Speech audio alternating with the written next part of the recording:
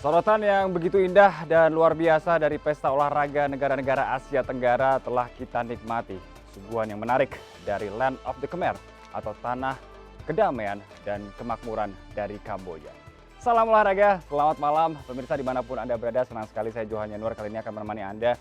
Dan selamat datang di SEA Games Kamboja 2023 karena ini pada malam hari ini kita telah mencapai puncaknya dan kita akan segera mengikuti bagaimana peresmian, penutupan, dan upacara yang akan disuguhkan dari Morodok Teko National Stadium di Phnom Penh, Kamboja. Dan tentu saja saya tidak sendirian, kali ini saya sudah ditemani lagi-lagi bersama Kesit Handoyo yang sudah hadir di studio. Salam olahraga Kesit Handoyo. Salam olahraga. Apa kabar? Kabar baik Jo. Euforia masih ada di kita nih. Indonesia dapat medali emas. Itu bola. yang paling penting. Iya. Mungkin itu yang paling menggembirakan hati kita sekarang. Betul sekali. Walaupun kita ada di posisi ketiga, tidak masalah. Tapi tidak sepak bola emasnya dibawa pulang sama Indonesia. itu yang paling penting. Well, ini akan menjadi sebuah suguhan terakhir dari Kamboja yang menjadi tuan rumah di edisi ke-32 dari Pesta Olahraga se-Asia Tenggara. Namun sebelum kita akan melihat bagaimana proses terjadinya penutupan yang nanti akan berlangsung di Morodok Teko National Stadium. Apa yang Anda lihat, kita lihat dari awal hingga akhirnya dari pembukaan, kemudian hingga sampai saat ini kurang lebih 12 hari atau 14 hari selama penyelenggaraan ini berlangsung.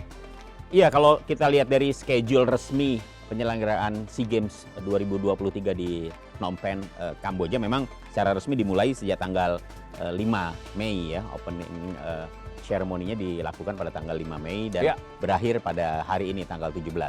Tapi kalau kita lihat dari pelaksanaan eventnya, sebenarnya sudah dimulai sejak tanggal 29 April ketika sepak bola sudah melaksanakan pertandingan babak penyisihan grup. Betul. Ya. Jadi sepak bola selalu mengawali pertandingan di sebelum ya, beberapa hari sebelum pembukaan karena jadwal yang padat ya, dan itu harus selesai satu hari sebelum closing ceremony. Dan kemarin kita sudah melihat bagaimana sepak bola menyelesaikan pertandingannya dengan tampilnya Indonesia sebagai juara dan meraih medali emas setelah mengalahkan Thailand ya. Dan tentunya kalau kita lihat dari pelaksanaan SEA Games di Kamboja ini baru yang pertama kali nih Jo.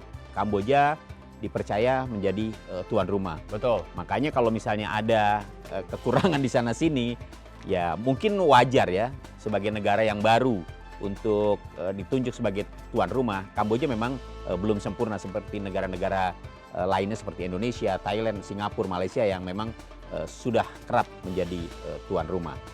Jangan heran kalau misalnya dalam pengalungan medali itu harus disorot dengan bantuan dari lampu mobil. Itu ada salah satu. Kemudian atau bendera yang jomplang ya, atau bendera Indonesia yang sempat terbalik ya, ini menjadi catatan memang dari Kamboja sebagai negara yang untuk pertama kalinya di kawasan Asia Tenggara ditunjuk sebagai tuan rumah. Ya, ngomongin soal medali, kita akan melihat perolehan medali terakhir hingga kemarin.